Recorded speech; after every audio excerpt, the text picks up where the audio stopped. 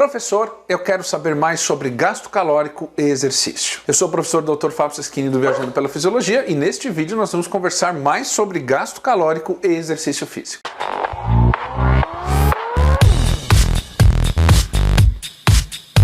Bom, vamos lá. Gasto calórico no exercício.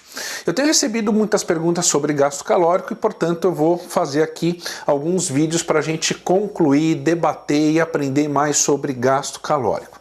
E a primeira coisa que eu quero te falar é exatamente sobre a importância do gasto calórico no exercício. Então, olha que interessante. Quando nós ficamos em repouso, quando você está sentado, por exemplo, trabalhando no seu computador, ou quando você está sentado assistindo a televisão, por exemplo, você tem o gasto calórico, que é o que a gente chama de gasto calórico no repouso. Então não é porque você está em repouso que você não tem gasto calórico, você tem um gasto calórico no estado de repouso. E quando você faz exercício, independente de qual é o treino, qual é a modalidade que você vai fazer, a gente aumenta o gasto calórico em comparação ao gasto calórico no repouso. E aí é claro, dependendo do tipo de exercício que você vai fazer, dependendo da intensidade desse exercício, dependendo da quantidade de massa muscular envolvida nesse exercício, a gente pode aumentar o gasto calórico em relação ao repouso em 4, 5, 10, 15, 20 vezes em relação ao repouso. E aí vem a pergunta, mas por que gastar caloria no exercício é tão importante assim? Bom, existem várias explicações, né? Até alguns anos atrás se acreditava que gastar caloria era o fator fenomenal mais importante para o emagrecimento. Tanto é verdade que até alguns anos atrás se fazia a seguinte conta: se 1 kg de gordura tem 7.700 quilocalorias, portanto, se eu equilibrar a dieta para o nível de gasto basal e se eu fizer exercício e gastar 7.700 calorias, eu iria perder 1 kg de gordura. Hoje a gente sabe que essa conta não é bem assim, tá? Não é porque você vai gastar 7.700 calorias no exercício que fatalmente você vai perder 1 kg de gordura muscular. Mas a gente sabe sim que gastar caloria é importante para o emagrecimento, mas principalmente é importante para manter e melhorar a sua saúde. Então, só para você ter uma ideia, eu coloquei aqui no quadro do Viajando pela Fisiologia.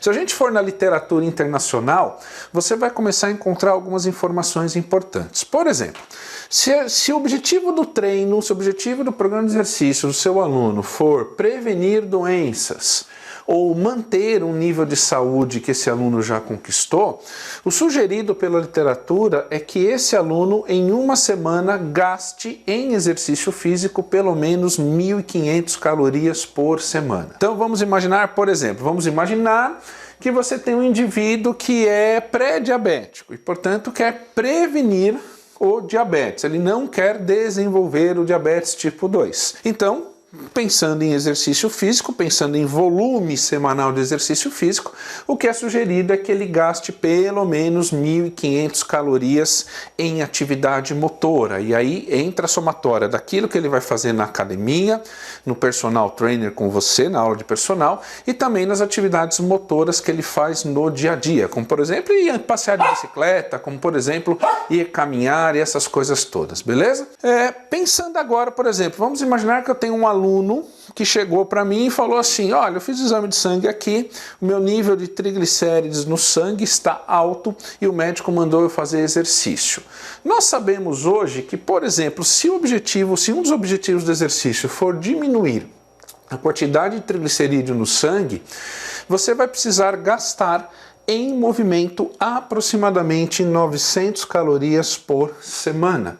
Então, independente do número de vezes por semana que meu aluno treinar, se no final de 7 dias eu acumular 900 quilocalorias de gasto calórico, você vai ter um resultado bastante efetivo aí na diminuição do triglicerídeo sanguíneo. Por exemplo, o aumento do HDL colesterol, que a gente chama de popularmente bom colesterol, que vai prevenir doença cardiovascular, não é isso?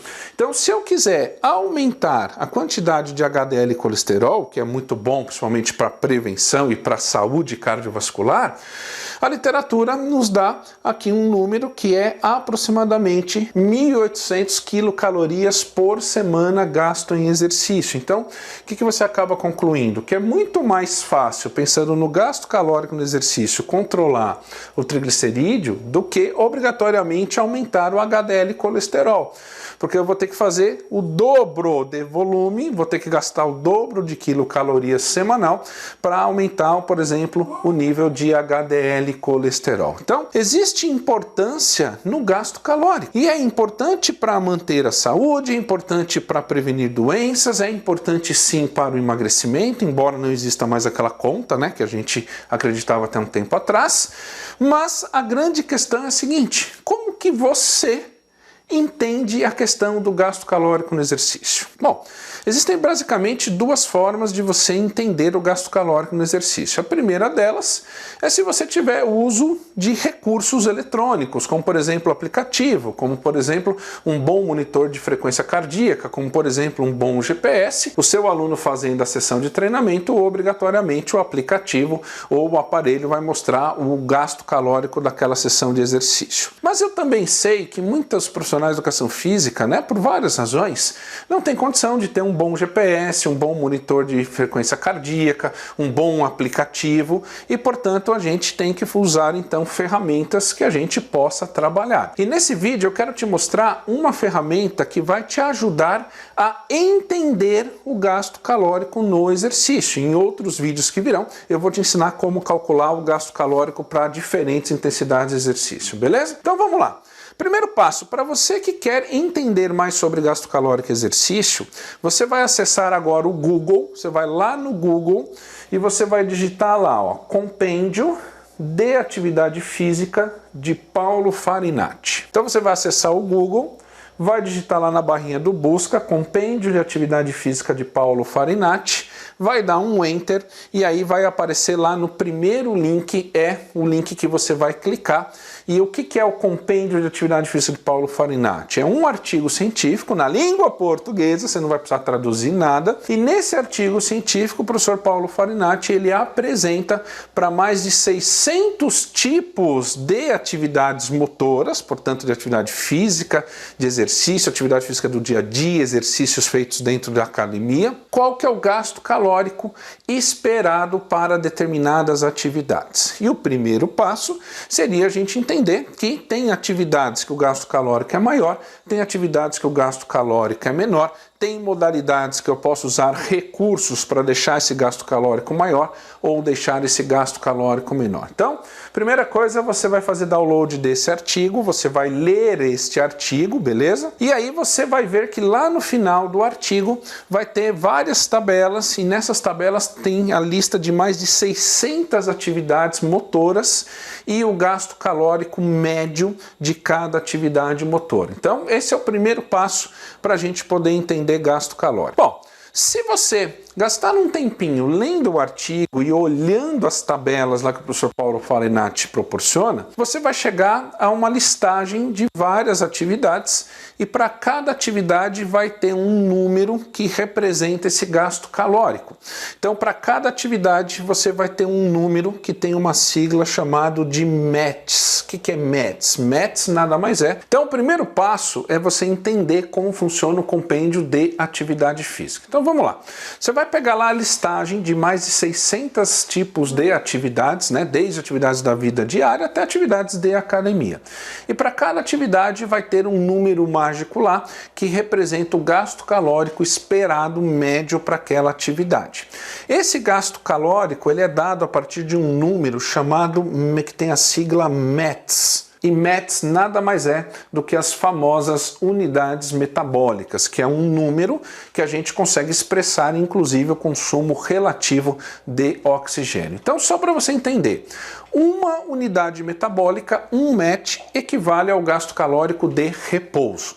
Então, quando você está sentado em repouso, você está com gasto calórico de repouso. Quanto que é o gasto calórico de repouso? 1 unidade metabólica, beleza? Legal. Se você der uma olhadinha lá nas tabelinhas, você vai encontrar algumas coisas muito interessantes. Por exemplo, uma aula tradicional de academia de hidroginástica tem um custo metabólico, um custo energético de aproximadamente 4 unidades metabólicas. Então o que isso significa? Significa que se eu levantar a bunda na cadeira e se eu for fazer uma aula de hidroginástica na academia tradicional, é esperado nesta aula de hidroginástica um gasto calórico 4 vezes maior do que o gasto calórico de ficar no estado de repouso. Beleza? Muito bem. Se eu fizer, por exemplo, uma aula de musculação tradicional para um iniciante, quando você faz lá 3 séries por volta de 12, 15 repetições máximas, aquela coisa toda do iniciante. Nesta aula de musculação, qual que é o gasto calórico por minuto esperado? Segundo o compêndio de atividade física, é por volta de 6,5 METs, ou seja, fazer uma aula de musculação tradicional para o iniciante é esperado gastar 6,5 vezes mais energia do que ficar no estado de repouso. Vamos para uma aula de step agora. E todo mundo sabe que a aula de step você tem step de 15 centímetros e você tem step de 30 centímetros. Então, uma aula tradicional de academia de step com 15 centímetros de altura, é esperado um gasto calórico de 8 unidades metabólicas, ou seja, participar de uma aula de step vai gastar por minuto 8 vezes mais calorias do que ficar em repouso. Agora, se eu optar por utilizar uma plataforma maior, por exemplo, de 30 centímetros, o gasto calórico minuto ele sobe para aproximadamente 12 METs, ou seja, utilizando a plataforma de 30 centímetros, eu vou gastar em média 4 unidades metabólicas ou 4 vezes mais energia do que fazer a mesma aula de hidroginástica com plataforma de 15 centímetros. Ai, professor, mas depende da aula, depende da batida da música na aula de step, depende da velocidade ou dos instrumentos que são usados na hidroginástica. E é verdade, dependendo da aula que você faz, eu posso deixar essa aula mais intensa ou menos intensa. Eu posso ter uma aula onde eu tenho maiores picos de intensidades maiores e uma aula onde eu tenho mais picos de intensidades menores. Então, dependendo de como você modula a aula, esse gasto calórico ele pode flutuar um pouquinho para mais ou um pouquinho para menos. Mas o que é importante aqui? É que é baseado em tudo isso daqui que os seus aplicativos, que os softwares, que os monitores de frequência cardíaca, que o GPS faz os cálculos de gasto calórico. E, portanto, você vai aprender depois aqui comigo no canal que a gente consegue transformar esse número aqui em METs usando, por exemplo, o peso corporal da pessoa para poder transformar isso em quantidade de caloria gasta por sessão de treino. E por que isso é importante? Vou te dar mais um motivo por que isso é importante. Vamos imaginar, então, que você tem um aluno que ele quer prevenir, por exemplo, diabetes, beleza? Então eu sei que em movimento ao longo de uma semana, ele precisa gastar por volta de 1.500 calorias por semana para prevenção. Então, se ele vai treinar 5 vezes por semana na academia com você, eu sei que cada sessão de treino, a meta é gastar 300 calorias. Então, independente se o treino ele é numa intensidade menor ou numa intensidade maior, a meta daquele treino é gastar 300 calorias naquela sessão. Portanto, dependendo da forma como eu organizo esse treino, pode ser que esse aluno ele gaste 300 calorias com 30 minutos de treino. Pode ser que esse aluno gaste 300 calorias com 42 minutos de treino. E aí o que você conclui? Que nesse exemplo, o tempo em si de exercício ele passa a ser uma variável secundária na prescrição, porque a variável primária passa a ser o gasto calórico por sessão, que é uma variável inclusive de prescrição da intensidade e controle da intensidade do exercício. Beleza? No próximo vídeo eu vou te ensinar como que você pega esses números aqui e como que você transforma isso em quilocaloria de acordo com o peso corporal do seu aluno para a gente aprofundar mais ainda esse bate-papo sobre gasto calórico e exercício. Beleza? Gostou do vídeo? Por favor, deixe o seu like, compartilhe com seus amigos, isso é importante para o canal crescer, e o canal crescendo eu vou ficar cada vez mais animado para produzir cada vez mais vídeos para vocês, beleza? Deixe aí o seu comentário, deixe a sua pergunta, tamo junto, se não se inscreveu no canal, se inscreva, beleza? Tamo junto, um abraço para você, fomos, tchau!